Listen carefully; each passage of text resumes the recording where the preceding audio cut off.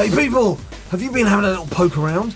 We have, and what I want to tell you today, what we want to tell you today, is what we've discovered in these first few days. Things we wish we'd known before we started, things we've discovered or had to find out as we've been going along. You may know some of them, you may know most of them, but you might not know all of them. So if there's just something, one little nugget amongst all of these things that might help you out, then I'll feel that it's worth us doing this just for you guys. Now the first thing is when you start the game, it will try and give you one of three characters. The three random characters that it will give you is either Bulbasaur, which is what we got, or Charmander, or Squirtle. But what you can do is ignore those. If you just keep walking away from them, and some people say it took them 4 turns, some people say it took them 5 turns, but eventually the game will give you Pikachu. Now, okay, it's not going to be the strongest. Not the strongest Pokey to start the game off with, because of course you're going to start levelling up very quickly. But it's nice to start with Pikachu, isn't it? Pika! I'm guessing you've probably already started, and that's why you're watching this video. But in case you haven't, that's something you can do just to get yourself started. We're here to help you. Yeah, we are. Now then, the second thing is, when it comes to catching your little Pokies, you will get some XP that will help you your trainer character level up. But you will also get 3 candies relevant to that particular Pokie. So if you call me up a Drowsy, for the sake of example. So as you can see there, there's 27 Drowsy candy, which we've collected by collecting various Drowsies as we've gone on. But what you can also do, if you've got plenty of duplicates, is you can boost your little candy collection. If you scroll down the screen, some people haven't gone this far, just scroll down, you'll see the transfer button. Press the transfer and that will send it back to the professor, and he'll give you 1 candy relating to that particular Pokemon back in return. So, again, if you can go back to our Pokemon collection, the Hypno is an evolved Drowsy. So if you click on Hypno, you can see there, again, there's the 27 Drowsy candy.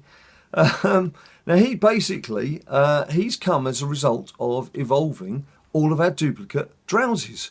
So if you go back into a Drowsy and just show the good people what happens if you go and transfer one out, just scroll down, press the transfer button, give it a yes. Do you want to give them back to the professor? And lo and behold, there you go. Just one. Got a Drowsy candy from the professor. Bye-bye And to the Drowsy. what you also know from that is if you are using a character that you are collecting quite a few of, you are going to get 4 candy every time you do it, because you can get the 3 candy from collecting him and then the 1 extra candy from transferring him back to the prof. Number 3, Pokestops. Make the most of Pokestops. A good place for Pokestops you'll find is public parks, because they tend to have like one around the various entrance and exit gates. And the good thing there is these Pokestops, it's not a case of one hit and then you can't use it again. They do refresh every 5 minutes or so. And the important thing there is you're going to get Pokeballs from that. So if you do get to the point where you're lucky enough to get some gold coins, do not spend your coins on Pokeballs. There's no excuse. You don't need to do that. There's plenty and plenty of places you can get free Pokeballs around, wherever you live, in this grand, wonderful world of ours. So don't spend coins on Pokeballs. You're going to get them from Pokestops, and those Pokestops, even if you just go to the Pokestop and then sit around for 5 minutes and then do it again, you're going to get yourself 5, 6, 7 Pokeballs just from those 2 little zaps. So that's worth bearing in mind. Right, numero 4. Number 4 we have is eggs and hatching eggs. I've just mentioned Pokestops, and one of the things you can get free from Pokestops is an egg. It could be a 2-kilometre egg, 5-kilometre egg, or a 10-kilometre egg. And they're called that because you're meant to walk those distances to hatch your eggs. Now, a lot of you will already know this, but there is a trick that you can use, and that is using a record turntable. We've got one back here, which I'm not going to attempt to drag out or indeed move the camera over. That we use, so I put vinyl on there and I can convert the vinyl into MP3s and do what I like with them. That's a whole different story. What you do, put it on 33 RPM because it tends to respond better to the slower movement. Just put it on the outer edge of the turntable and let it spin for an hour or so. It's not worth leaving it all night because your phone battery is just not going to last. We all know that. Your phone battery is not going to last. And on that note, as an extra tip, get yourself a battery case. I always have through work, I have a battery case, and it extends the life of the battery by another 150%. So I basically got 2.5 times the amount of battery power that you would normally have. Ninja Boy's just kindly gone and grabbed this. This very simply clips over the top clips over the top. There's a backing that goes with it as well. It's virtually not even double the width of the phone once you put it on. It's certainly not double the weight of the phone. It was cost me about £7 or £8 on Amazon. They're very easy to find. And if you're going to spend a lot of time out and about wandering, poking, get yourself a battery case. And number 5, this all boils down to the game's intelligence and where you can find certain Pokies. Now, we live in a built-up area on the edge of the city of London, and there's a lot of ratata, there's a lot of pidgeys. It's basically rats and pigeons. We live in an area that thrives in rats and pigeons. But the game's intelligence, what it does is it assigns Pokies to areas that it thinks they are suitable for. So, ratata, pidgey goes in built-up city areas. You get to more water-based areas. We're lucky enough to have a reservoir near where we live, so me and Ninja Boy went out for a stroll this morning. We got Psyduck, we got Krabby, we got Sea King. All of a sudden, you're getting all these aquatic-based Pokies. Now, that's because we were in an aquatic-y area. So bear that in mind. If you're fed up getting the same kind of Pokies and you don't seem to be getting any variation, it's probably because you're looking in very similar areas. So get yourself out of somewhere else. And also, Ninja Boy, yes? You can see there's a watery background. That helps. I've just noticed. Just as a hint, a little watery background. Number 6, that's quite a big burning question. That's, do you power up or do you evolve? What do you do first? Now, we're used to games where you power up your characters first before you then combine them or evolve them into other things. And there's been a lot of debate on this. But what it turns out is the general consensus is, and we have tested this, it doesn't make any difference. Now, what you need to do is think how you want to play the game. Do you want to be a collector or do you want to battle? If you want to be a collector, basically the first time you get a character, you keep it because that's that character. The second time you get the character, you can look to try and evolve it because then you will get another version of that character. That makes perfect sense. If you just want to be a collector, that's fine.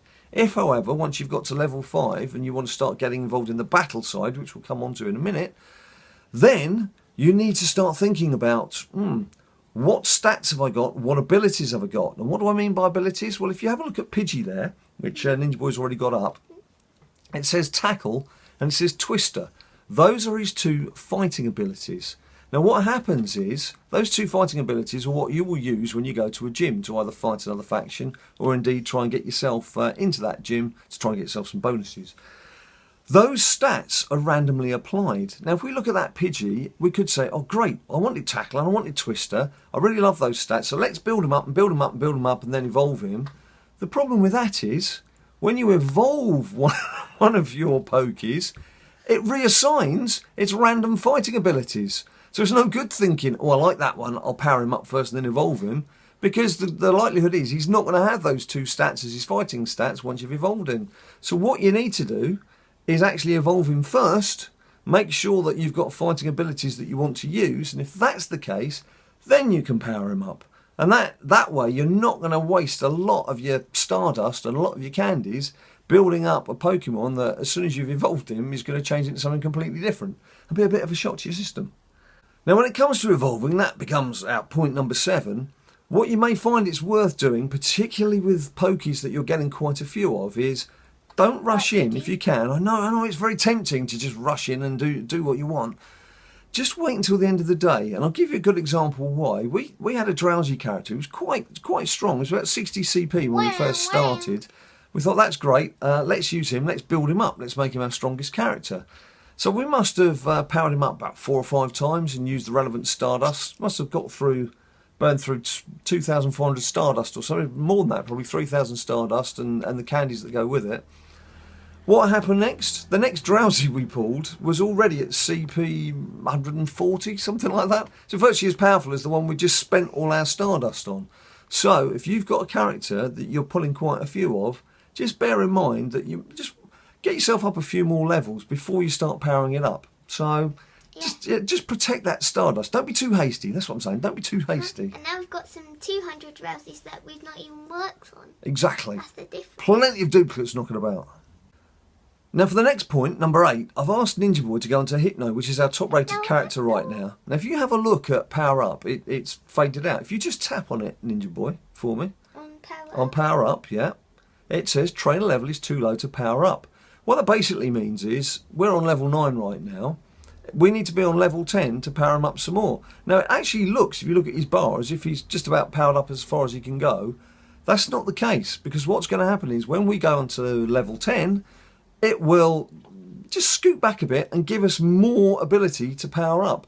Basically, as you power yourself up, as your trainer character up, you will be able to power up your Pokies beyond the limits that you're at right now. So right now, that's the most we can do for level 9.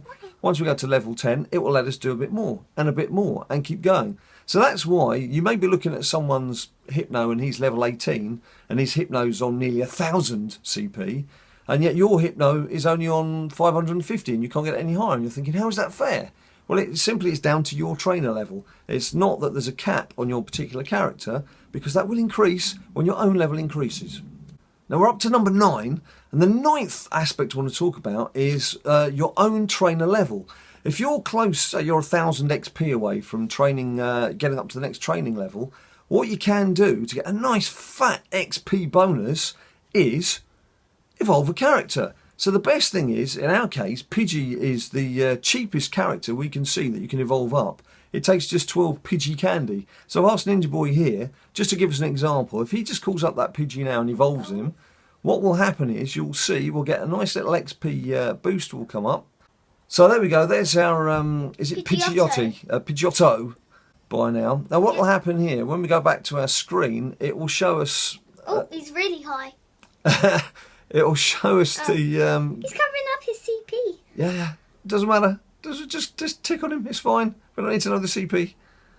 You click on him, and you should, if you go back to our screen, our main screen, where our character is. No, sorry, I meant onto there. There you go, 500 XP. So we got there in the end. You've got 500 XP. Now what you can do to boost that up, obviously, to 1,000 is those lucky eggs. Those lucky eggs will double the XP that you earn. So what you need to do, just stockpile a few of your evolves to do in one batch. Then that's when you break out a lucky egg that lasts for about 30 minutes. Do those evolves, and that you're going to get double XP for all of those evolves that you do, and that is going to help you level up massively, very fast, very useful. And then finally, the final point we want to make is something that we discovered today that we didn't know until today, and that was the gym. If you just look across the road there, you can see there was a gym that's controlled by the blue team, the Mystic team, which is the team that we're in. We thought, great, we're going to just stroll across there and we're going to get ourselves assigned to that gym. And we got over there, and immediately we had to fight one of the 2 characters in the gym, even though they're part of our team. We weren't quite sure what was going on here. We actually won that fight, but we still didn't get assigned to that gym. We're like, do not know what's going on, very confused, we need to find out what's happening. Now basically, that gym is allocated a rating of 2, which means it can house 2 Pokies. So, our team, although it houses it, and it's a friendly team to us, it's already got 2 Pokies, it can't house any more. But what's happening is, you actually fight your teammates. It sounds weird, but that is what the whole idea behind it. You fight your teammates to increase the prestige of the gym. It gives the gym more kudos, but there's actually a bar that is a rating that you will see next to the gym, and it gradually fills. And the more you fight and the more you win, the more the prestige, until eventually, once it reaches the top, it will take the gym up to the next rating. So in our case, it would have taken it from 2 to 3. And once it does that, it opens up an extra slot. And once it does that, you can put your favourite Pokie into that slot and then start picking up all the bonus rewards that you get from occupying a gym. Now that's something, as I say, that we didn't realise. And it seemed very strange when we went over there to try and get into the gym that we were having to fight our own people with no explanation. Now that's one of the things that Pokie does lack.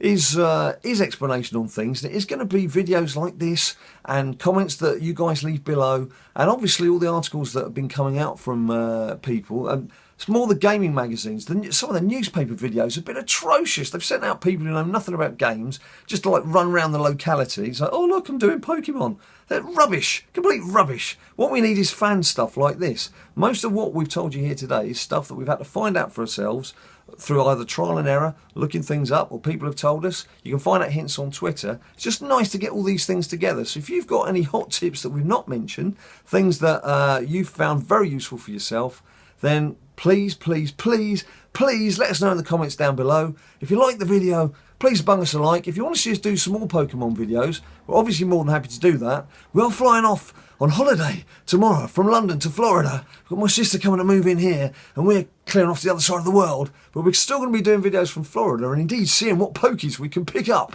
in Orlando. But until we see you again, thanks ever so much for watching.